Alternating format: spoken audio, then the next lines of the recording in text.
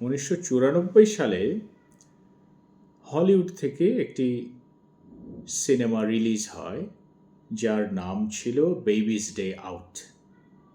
সিনেমাটির পরিচালক Patrick read Johnson এবং এটি আমেরিকান ক্রাইম কমেডি ধাঁচের সিনেমা।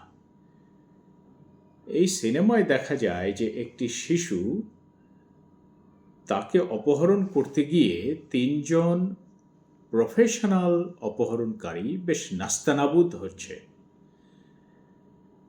এবং সেই নাস্তানাবুদ হচ্ছে শিশুটির হাতে, সে শিশুর নানান কাজকর্মের মধ্য দিয়ে। এবং সিনেমার শেষে গিয়ে এই তিনজন প্রফেশনাল ধূর্ত অপহরণকারী পুলিশের হাতে ধরা পড়ে। তো সিনেমায় আমরা শিশুটিকে যেভাবে দেখছি সেটি কিন্তু ট্রেডিশনাল শিশু বা শিশুর যে আচরণের সাথে আমরা পরিচিত সেরকম নয়, একেবারে পুরো উল্টো। যেমন বাইনারি অপোজিশন আমরা যা বুঝি, যে একেবারে পুরো অপোজিট দেখছি, যে একটা শিশু আচরণ করছে অত্যন্ত ম্যাচিউর একজন মানুষের মতো, অত্যন্ত বুদ্ধিমান মানুষের মতো, যার বুদ্ধির জোরে তিনজন একেবারে প্রফেশনাল অপহরণকারী পুলিশের হাতে শেষ পর্যন্ত ধরা পড়ছে। তো তার মানে কি, যে শিশুর দিন আর নেই, মানে শিশুকে শিশু ভাবার যে আমাদের প্রবণতা সেটি আর কাজ করছে না। Babies day out. আমি এই উদাহরণটি দিলাম এই জন্যে যে আজকে আমরা যে শিক্ষাদান এবং শিক্ষা গ্রহণ পদ্ধতির কথা বলছি, বিশেষ করে পোস্ট হিউম্যান ওয়ার্ল্ডে এসে, সেখানে শিক্ষকের যে ভূমিকা, অর্থাৎ ট্রেডিশনাল ভূমিকা, যার সাথে আমরা শতাব্দীর পর শতাব্দী ধরে পরিচিত, সেই গতানুগতিক বা ট্রেডিশনাল যে ভূমিকা, তার বাইরে এখন শিক্ষক চলে গেছেন বা চলে যেতে বাধ্য হচ্ছেন। সেটি কিভাবে?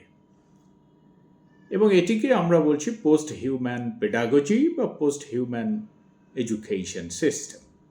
অর্থাৎ এখানে এসে আমরা দেখছি যে যে এডুকেশন সিস্টেম আমরা চালাচ্ছি বা যার প্রমোশন করছি, সেই এডুকেশন সিস্টেম আসলে হিউম্যান সেন্টার্ড এডুকেশন সিস্টেম নয়, কমপক্ষে পুরোপুরিভাবে নয়, আংশিকভাবে হতে পারে।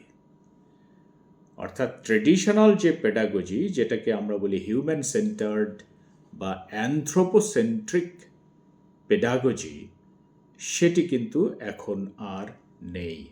অর্থাৎ এখন যে পেডাগজি আমরা চালাচ্ছি, যার মাধ্যমে আমরা শিক্ষাদান করছি, শিক্ষা গ্রহণ করছি, সেই পদ্ধতি এখন পুরো চ্যালেঞ্জ ছুড়ে দিচ্ছে ট্রেডিশনাল অ্যানথ্রোপোসেন্ট্রিক পেডাগজিকে, অর্থাৎ শিক্ষক কেন্দ্রিক যে শিক্ষাদান পদ্ধতি সেটিকে।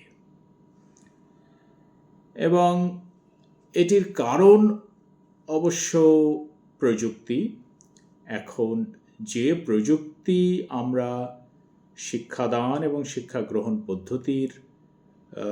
পদ্ধতিতে গ্রহণ করেছি বা অ্যাপ্লাই করছি, প্রয়োগ করছি, ব্যবহার করছি, সেই প্রযুক্তি মূলত এই চ্যালেঞ্জ ছুড়ে দেওয়ার পেছনে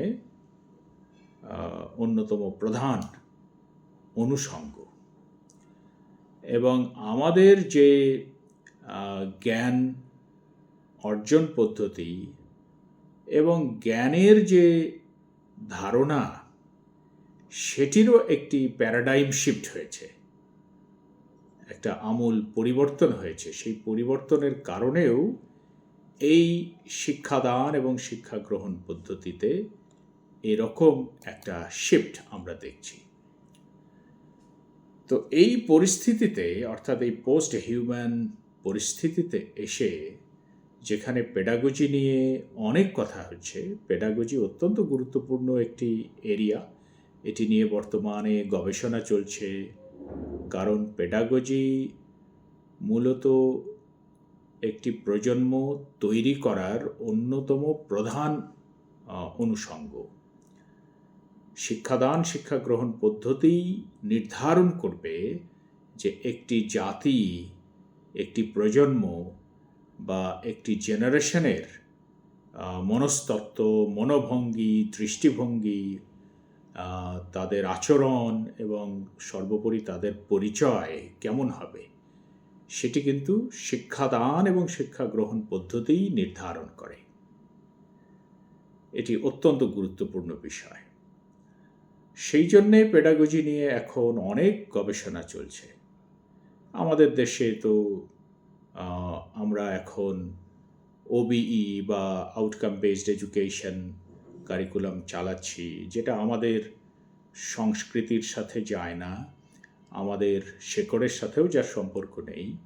কিন্তু আমরা বলছি যে বাজারে যে জনশক্তির প্রয়োজন, সেই জনশক্তি তৈরি করা, উৎপাদন করা আমাদের শিক্ষা প্রতিষ্ঠানগুলোর কাজ। আর সেই জনশক্তি উৎপাদনের জন্য উপযোগী পেডাগজি হলো ওবিই, যেটি আমেরিকার বিখ্যাত অর্থনীতিবিদ, সমাজতত্ত্ববিদ এবং এই যে মার্কেট বিশেষজ্ঞ স্প্যাডি, তিনি ইন্ট্রোডিউস করেছিলেন। তো সেটা আমরা নিয়েছি। তো সেটাও আমাদের এক ধরনের ডিরেঞ্জমেন্ট ঘটিয়েছে। আমাদের যে ট্রেডিশনাল পেডাগজি, সেটা থেকে আমরা সরে গেছি, সেখানে এক ধরনের ডিসপ্লেসমেন্ট হয়েছে। এখন হয়ে যাওয়ার পরিণতি কি, সেটা নিয়ে এখন বলবো না, সেটা এই আলোচনায় আমার বিষয়বস্তু নয়, সেটা না হয় অন্য কোনো সময় বলা যাবে। তো এখন এই পোস্ট হিউম্যান পরিস্থিতিতে যে পেডাগজিগুলো চলছে বিভিন্ন দেশে, বিভিন্ন জায়গায়, সেগুলোর মধ্যে একটি হলো এএনটি বা অ্যাক্টর নেটওয়ার্ক থিওরি। এটি নিয়ে আমি দুটি কথা বলে শেষ করব। অ্যাক্টর নেটওয়ার্ক থিওরি, যেটি পেডাগজির যে থিওরি, সেটি আসলে শিক্ষকের যে ভূমিকা, বিশেষ করে ট্রেডিশনাল পেডাগজিতে শিক্ষকের যে ভূমিকা,